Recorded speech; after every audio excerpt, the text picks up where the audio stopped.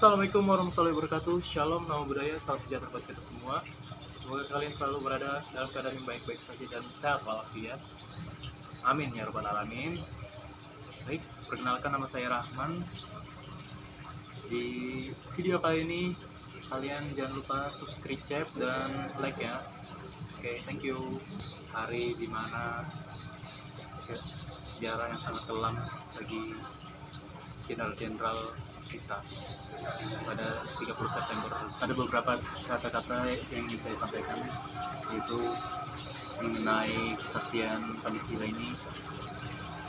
Hari kesaktian Pancasila ini yaitu hal yang sangat penting dalam suatu negara, itu bukan siapa pemimpinnya, melainkan kesatuan dan persatuan. Alright, by the way, ngomong-ngomong tentang Pancasila nih, kalian pernah nggak sih ngerasa malas gitu belajar tentang Pancasila, apalagi dari SD gitu sampai kuliah kok masih gitu belajar Pancasila? Padahal perlu kita ketahui yang dimana Pancasila itu tidak berada pada dinding, tidak berada pada buku.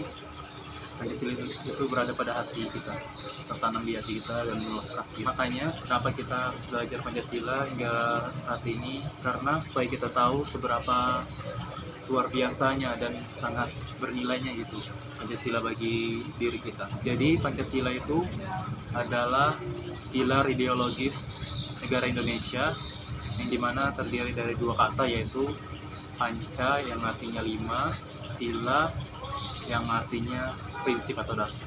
Untuk urgensi filosofis Pancasila itu sendiri yaitu untuk mempertahankan dan membangun karakter nasionalisme. Nah, setelah kalian tahu apa maksud dari Pancasila, urgensi filosofisnya, nah kali ini saya ingin menceritakan singkat sejarah lahirnya Pancasila. Baik, setelah kalian tahu maksud dari Pancasila, urgensi filosofisnya, habis itu saya ingin menceritakan secara singkat sejarah-sejarah Pancasila, sejarah-sejarah kelahirannya gitu. Nah, pada awalnya itu dibentuknya BPUPKI pada tanggal 29 Mei 1945. Nah, sidang pertamanya itu terlaksanakan pada tanggal 29 Mei sampai 1 Juni 1945. Pada sidang pertama ada 3 tokoh yang mengemukakan pendapat, yaitu Muhammad Yamin, Supomo, dan Soeharto. Muhammad Yamin mengemukakan pendapatnya pada tanggal 29 Mei 1945 yang berisi tentang 5 dasar negara, yaitu 1.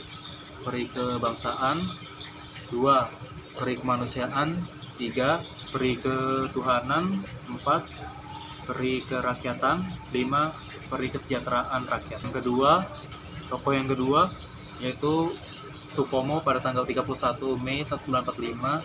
Dia mengemukakan 5 dasar negara juga. 1. Persatuan, 2.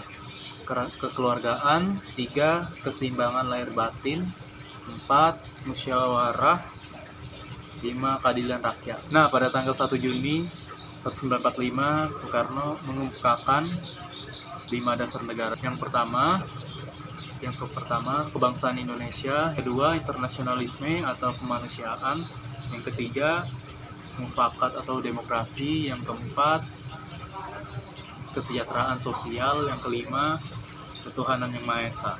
Nah, Soekarno juga mengusulkan jika ada peserta sidang yang tidak menyukai dengan angka 5, dia mengusulkan yaitu ada trisila atau 3 dasar yang berisi 1.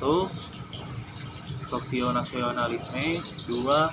Sosiodemokrasi, 3. Ketuhanan yang Maha Esa. Jika masih ada yang tidak suka pada angka 3, Soekarno juga mengusulkan angka 1, yaitu Ekasila. Nah, Ekasila ini berisikan tentang asas gotong royong. Nah, setelah ketiga tokoh itu mengemukakan dasar-dasar negara Indonesia, dibentuklah Panitia 9 untuk menampung seluruh rumusan-rumusan yang dibuat. Dan hasil dari Panitia 9 itu adalah Piagam Jakarta 22 Mei 1945. Nah, isi dari Piagam Jakarta itu sama kayak Pancasila sekarang, yang membedakan pada poin 1. Nah, isinya ketuhanan dengan kewajiban menjalankan syariat Islam bagi pemeluk-pemeluknya.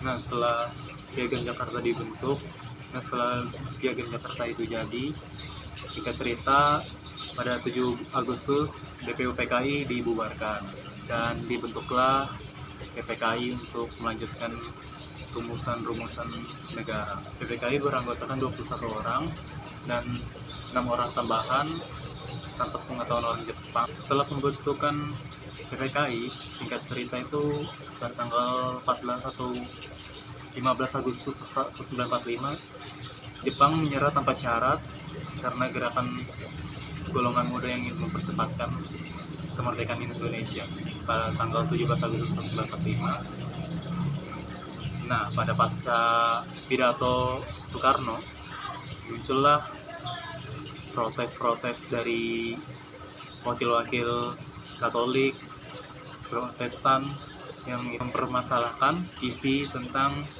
sila pertama, yaitu yang syariat Islam tadi. Mereka proteskan tentang itu karena tidak sesuai. Belum terlaksananya sidang PPKI, mereka mengadakan rapat untuk membahas masalah yang satu poin ini, yaitu Piagam Jakarta pada poin 1 tentang syariat Islam dan diganti dengan ketuhanan yang Maha Esa. Nah, jadilah Pancasila kita sekarang, yaitu 1. Ketuhanan yang Maha Esa, 2. Kemanusiaan yang adil dan beradab, 3. Persatuan Indonesia, 4. Kerakyatan yang dipimpin oleh hikmat kebijaksanaan dalam pemusyawaratan perwakilan, dan 5. Keadilan sosial bagi seluruh rakyat Indonesia. Dan rencana aksi saya sebagai mahasiswa terhadap Pancasila adalah membangun karakter bangsa dengan rasa nasionalisme dan semangat cinta tanah air dengan mengikuti atau mengadakan kegiatan positif seperti webinar tentang bela negara atau tentang Pancasila dan gotong royong. Baik, mungkin sekian dari saya. Kurang lebihnya mohon maaf. Assalamualaikum warahmatullahi wabarakatuh.